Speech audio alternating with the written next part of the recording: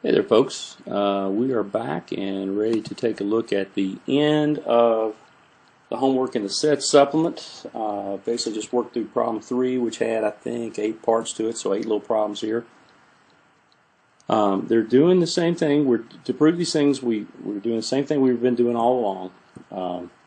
To show that something's a subset of something else over here, we take a general element and with no conditions on it, and show that that has to be in this set. So this is a subset of that. If we want to show they're equal, we do it in reverse. We say we'll take general element over here with no conditions on it and show that it's over here. And so this is a subset of that. That means they're equal. In problem 3a, we're just wanting to show that a minus b quantity minus c is a subset of a minus c. Okay? So the proof would look a little something like this. And you may want to attempt this before you listen to me do it, okay? But let x, our element, be something over here. Something inside of a minus b minus c. Well, what does that mean? Well, it means that x is in a minus b, but it is not in c. But if it's in a minus b, then x is in a, but x is not in b. And that's actually all we need, right? It needs to be in a, but not in c.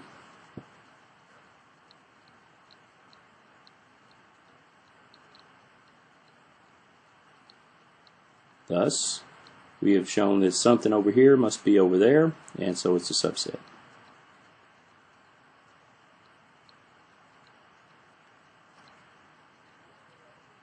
And that's all we had to do on that one. Very straightforward. Okay?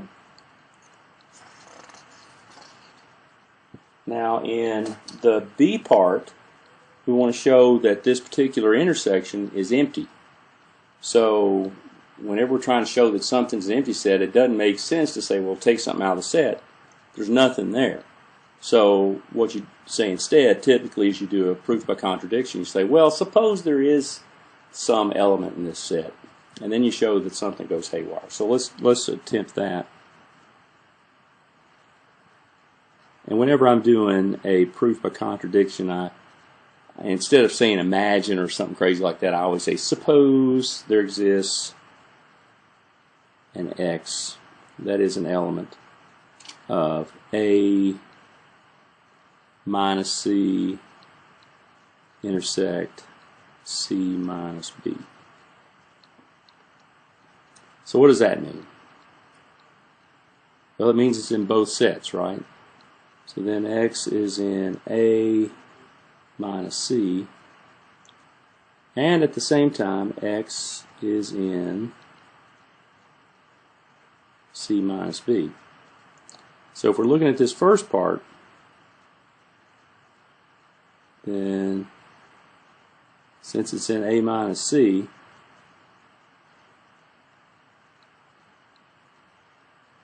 we know that x is in a, but it's not in c.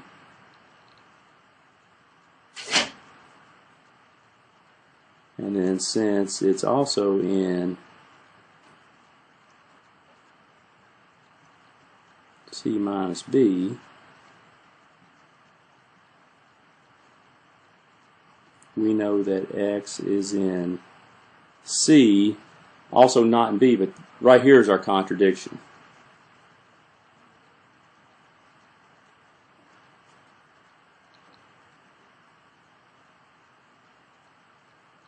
Thus,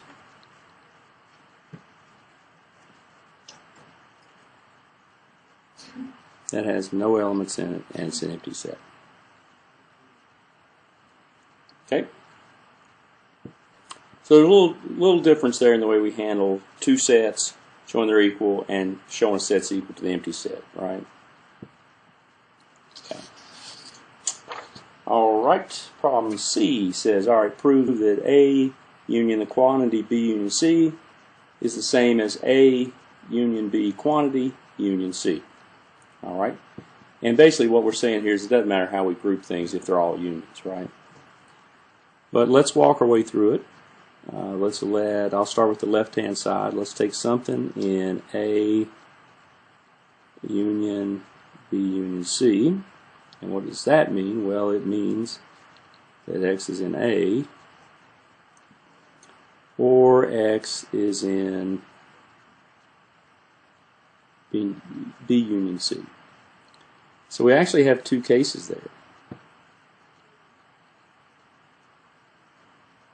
If X is in A, then it's certainly in A union B, and that would mean then that X is in A union B union with C, right? As long as you got the set in there, you can union it with anything. It doesn't matter, and it'll be in that set because that's an order. All right. The other case is if X is in B union C, then X is in B or X is in C. So we actually have two subcases there, right? If X is in B, then X is in the union of B with anything, in particular A. And that means that X is in A union B union C. If instead it's in C, then it's in the union of C with anything, in particular A union B. So what that tells us is no matter what route I go, this X that I pick ends up in A union B quantity union C. So that left-hand side is a subset of the right-hand side. Okay? All right. Now let's take it the other way. Let's take something over here and show that it has to end up over here. So now, let X be a general element in A union B union C. Then that gives us two cases. X is in A union B or X is in C. Okay. The first one actually will generate a couple of subcases. If X is in A union B, then X is in A or X is in B. So the subcases, we have to look at each of those too. If X is in A, well, it's in A union anything then, right?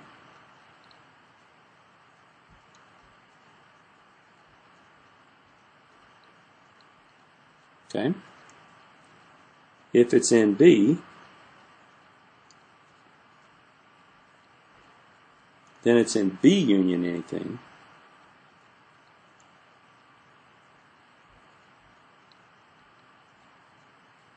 And then it would be in B union anything, B union C union anything. So it will certainly be in A union with B union C. Okay, so that's this first case up here. Then, and notice how I'm kind of staggering these a little bit so you can kind of see the structure. If we took care of this first case, now the second case is if X is in C, then X would be in C union with anything, in particular B union C.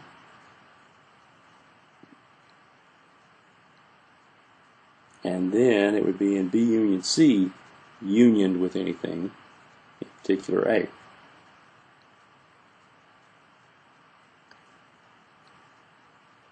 Thus, no matter how we slice it, this X that we started over here on the right hand side will also be on the left-hand side. So what we've shown is that A union B quantity, union C, is a subset of A union B union C quantity.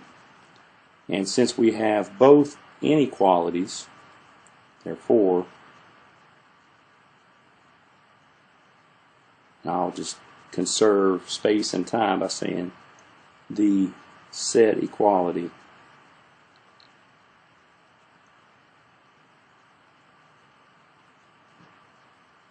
holds. Okay. All right. 3D is fairly similar to that, except now we're doing intersections. Okay, which actually be a little easier. You don't have all the cases, right? You just have and everything has to happen, right? So we'll start with a x over here. Let x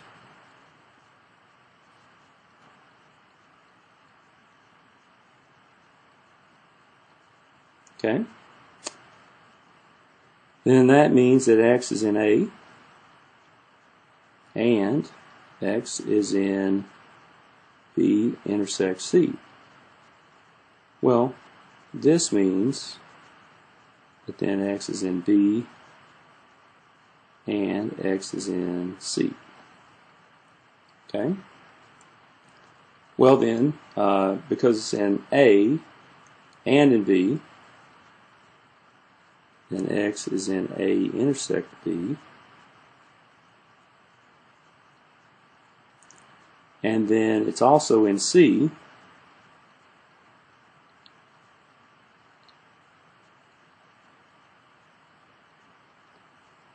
okay? Thus, this is a subset of that. Oops, I wrote it upside down. Intersect B intersects C is a subset of A intersect B intersect C. Okay, so that's one half of it. Now, let's take something over here with no restrictions and show that it must be over here.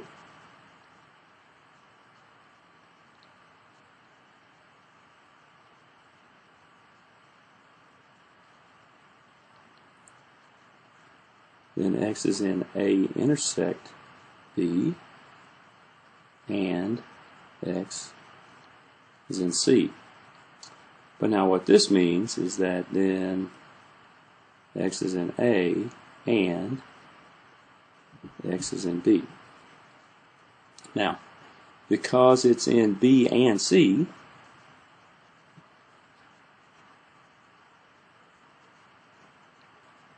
it's in the intersection, and because it's also in A, it will be in the intersection of A with B intersects C. So we've now shown that this side is a subset of the left-hand side. So since you have the double set inclusion there,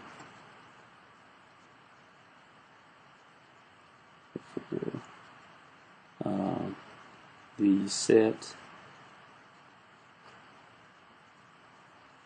quality holds. Save me from having to write it one more time. Okay? So I think that's about half of them. Let's do the other ones. They're similar. They're really not that bad. Here we got two sets. We want to show that they're equal. So let's take something out of the left-hand side. Let x be A union B intersects C. Actually, what this is showing is that you can distribute that union across the B intersects C. If you notice, A union the B part, and then intersect that with A union the C part. We can't do the same thing with multiplication, right? Multiplication over addition. Alright, so here you go. This means that x is in A or X is in B intersect C. Okay? So we have two cases. If X is in A, then it would be in A union anything, right? A union B, and also X would be an element of A union C. If it's in both, then it's in the intersection.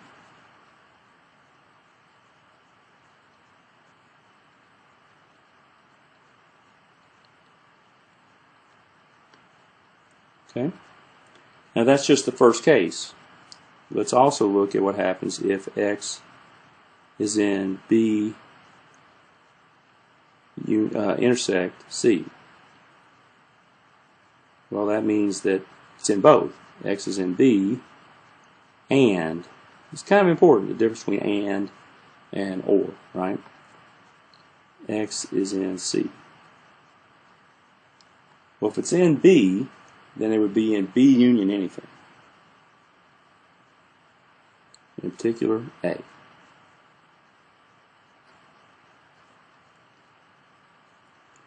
And if it's in C, it would be in C union anything, in particular, A. If it's in A union B and A union C, then it will be in the intersection.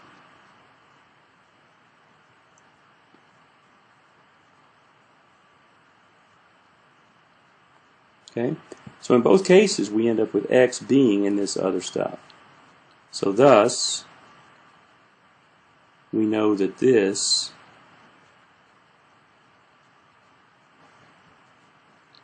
is a subset of that.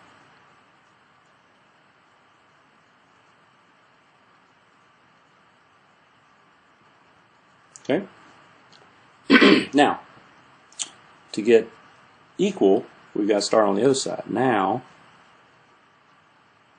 let X be an element of A union B intersecting A union C. So that means it's in both, right? Then X is in A union B, and X is in A union C.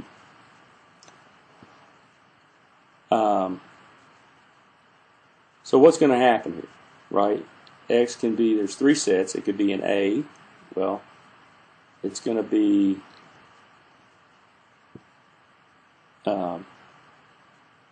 in A either way, right? No, well, that's not true. It could be, yeah. So we got to look at all the cases. That's the thing. Even though this is an and, we've got some ors in here, right? Let me state it that way. Then,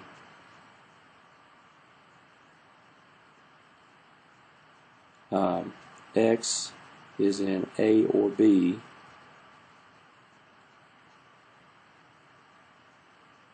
and at the same time, X is in A or, oops, I didn't write that one. X is in C. So there's kind of four things that can happen.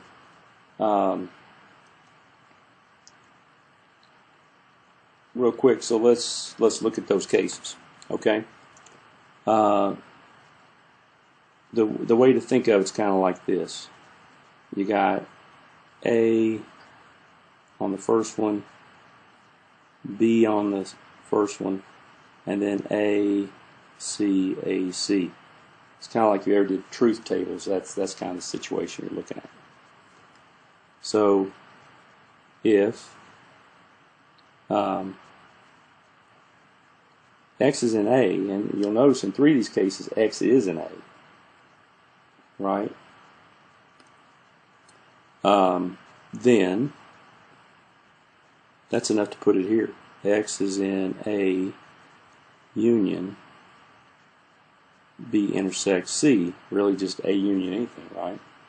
So that actually takes care of this case, and this case, and this case. The other one can be looked at as B or C, right? Or just B. If it's in B, that would cover these bottom two cases.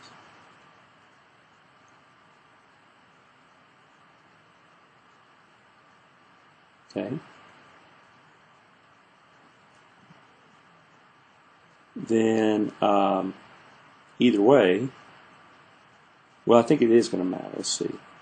If it's in B, yeah. Right. If it's not in A, that's what we got to look at. I'm sorry. My bad. If X is not in A, then X would be, that's this case here, it would be in B. That would make this one true. And, right, what we're saying in between these two is and.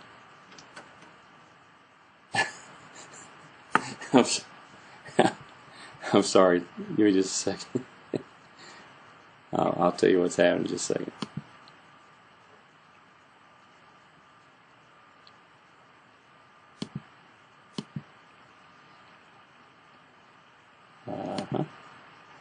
I hear you.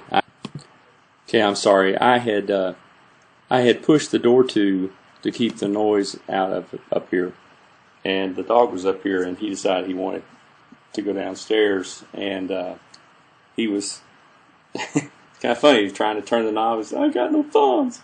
Then he started kind of trying to bite at it to turn it. It's a pretty smart dog. He might have actually got it. If it's not in A, then X would have to be in B, and it also would have to be in C.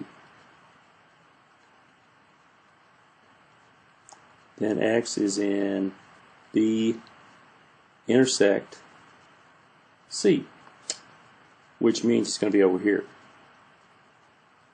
Then X is in A union B intersect C.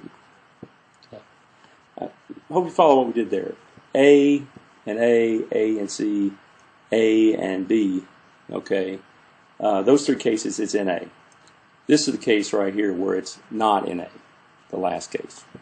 Okay, so either case we end up there. Thus, we have this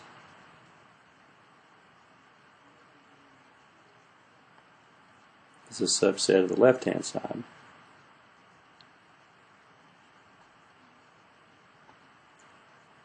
Therefore, the set equality, oops,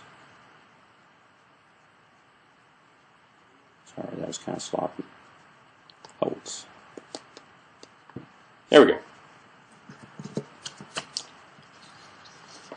All right. Let's see how we're doing here. F is almost there. Next to last. All right, let's prove, and actually what we're showing here is that you can kind of distribute the intersection over the union. Okay, kind of like we do multiplication over addition. So the proof of this, we take something in one of the sets and show us in the other. So let me start on the left. Let X be an element of the intersection of A and B union C. And what that means is X is in A, and at the same time it's in B union C.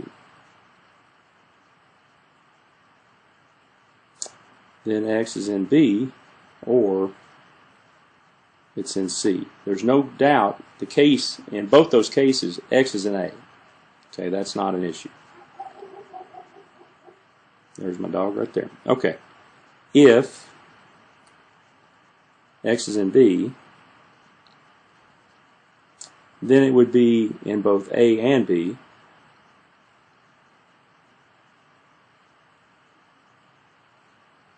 And that would be enough to put it in the union right there, right?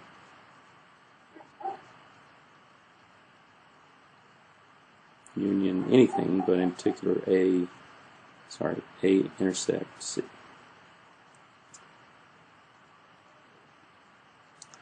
If X is in C, we already know it's in A. So X is in A intersect C, which is one of the two sets that we're unioning here.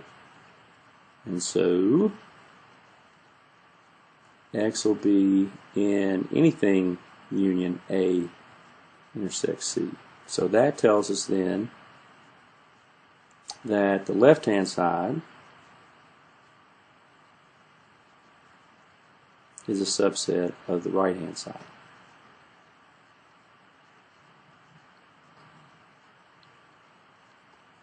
Okay? Now let's go the other way. Let X be an element of this.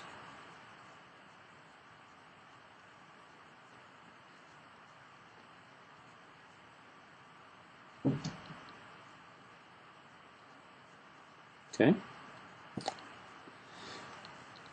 That means it's in one or the other.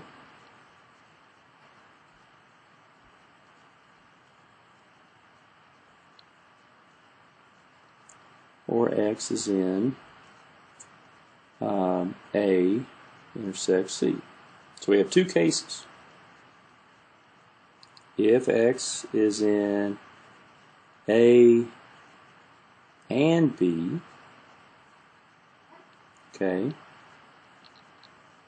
then the big thing is that X is in A.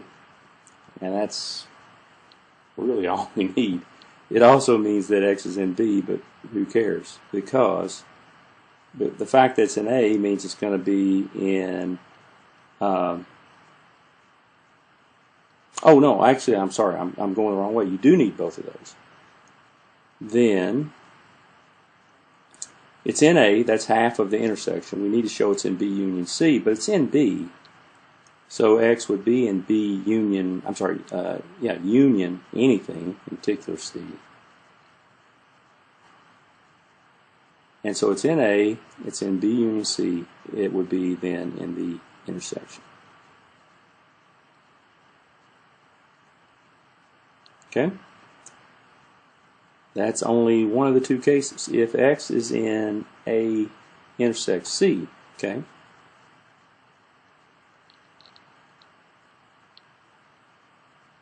Then X is in A, and X is in C. Well, same thing. If X is in C, it's in B union C. And we already know it's in A.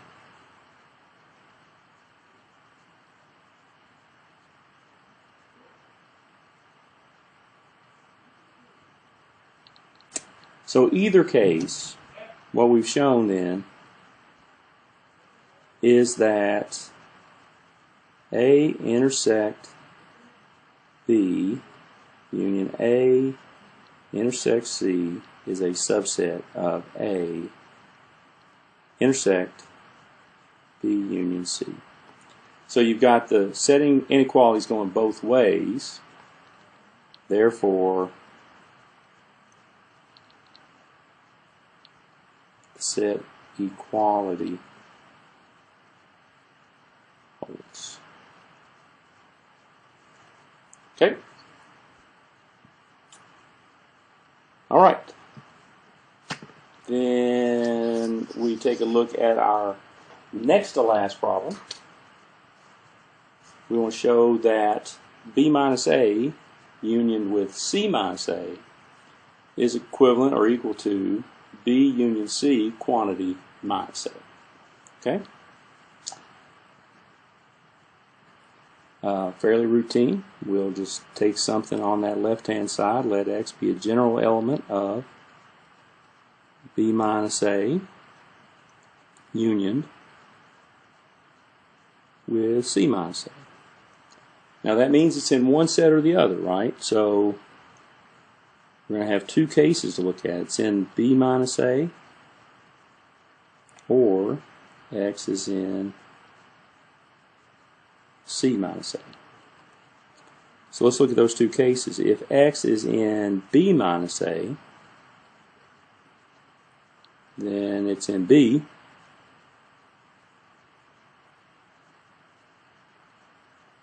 But X is not an element of A. Well, if it's in B union anything, right?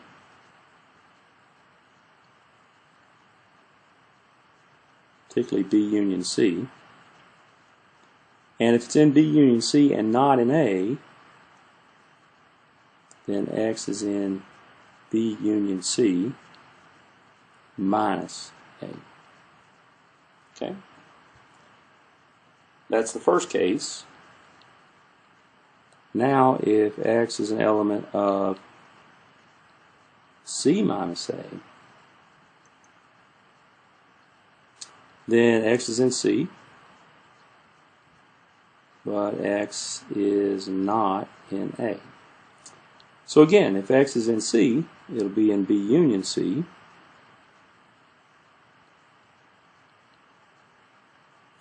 And because it's in B union C but not A,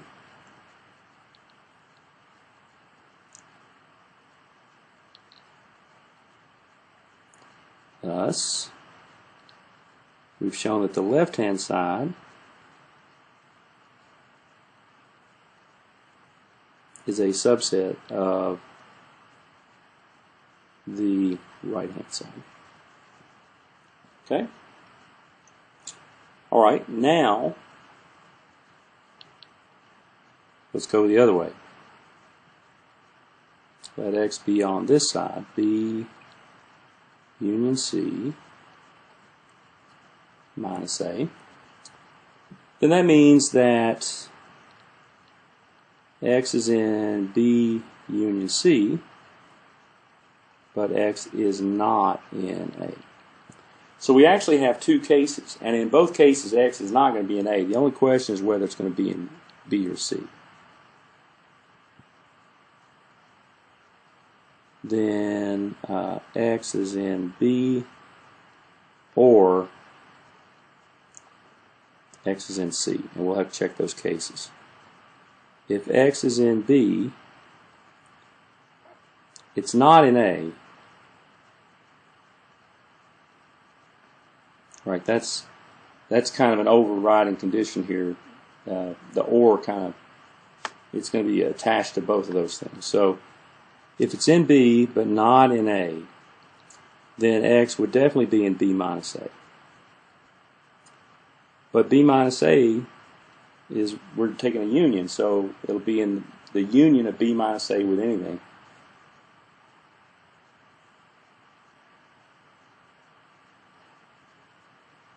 Particularly C minus A.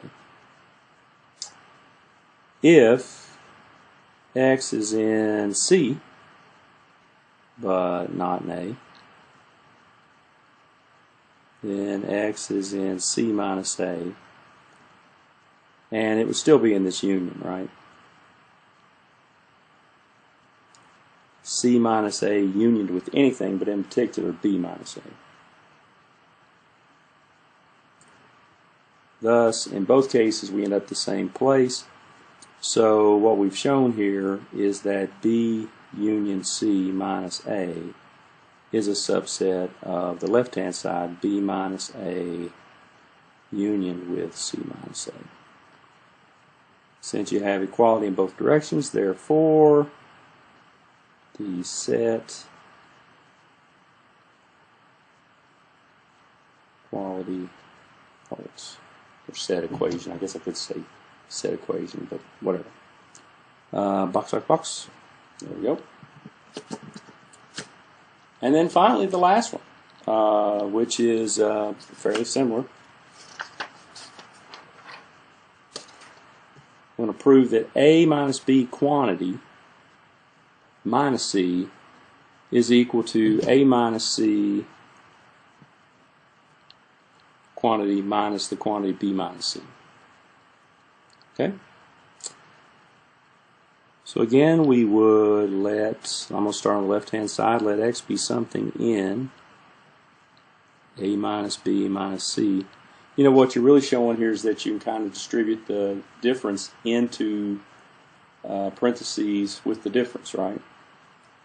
So you C minus the A and then minus B minus the C. I'm sorry. Yeah, A minus the C minus quantity B minus C. So there we go. Okay, what does this mean? Then X is an element of A minus B, but X is not an element of C. And then this means that X is an element of A, but not in B. Okay, important thing here. To be in B minus C would have to be in B, right? We certainly have it's in A but not in C. So I can say that X is in A minus C. But also, because it's not in B, there's no way it could be in B minus anything.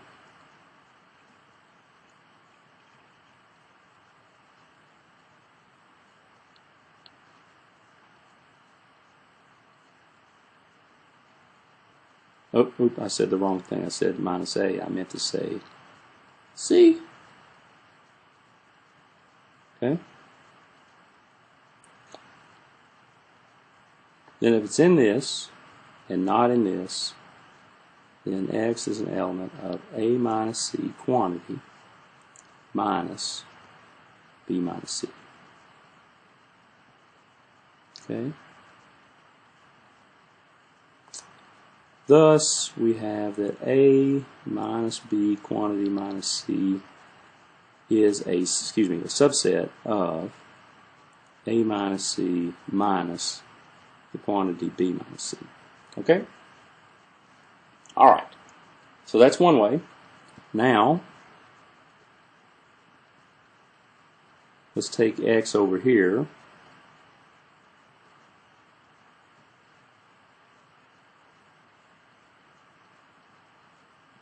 Okay?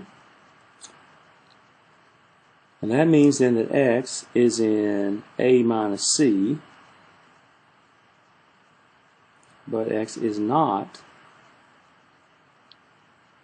in B minus C. Okay? Now, what does that tell us? It's in A, but it's not in B. Okay? For it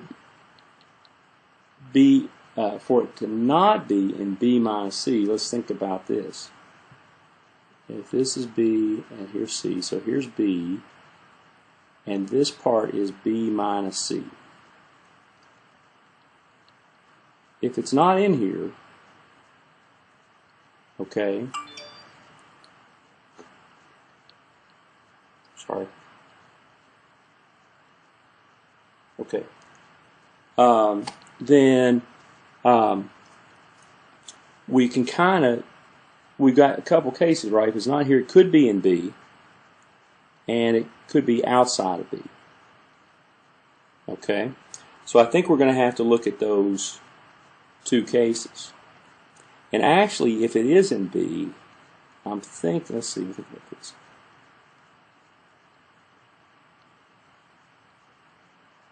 Yeah, I think, actually, this part, we can, let's say what this says. Then that means that X is in A,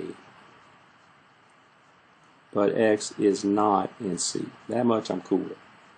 But right here, I think that if we assume that X is in B, then X would be in B minus C, and we know that that's not the case, right?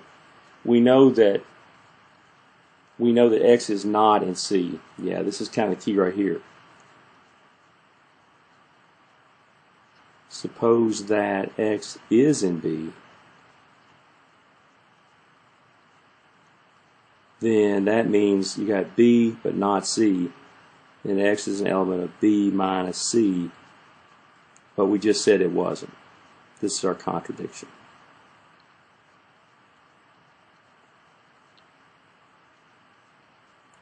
So X is not in B. All right. And then I think we're ready to put it together. We've got it in A, but not in B.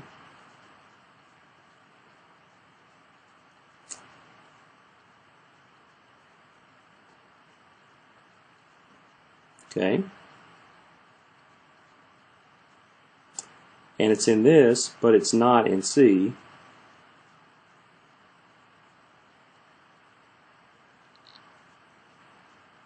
Thus, what we've shown is that this business right here is a subset of this business right here. You've got said inclusion both ways, so therefore the set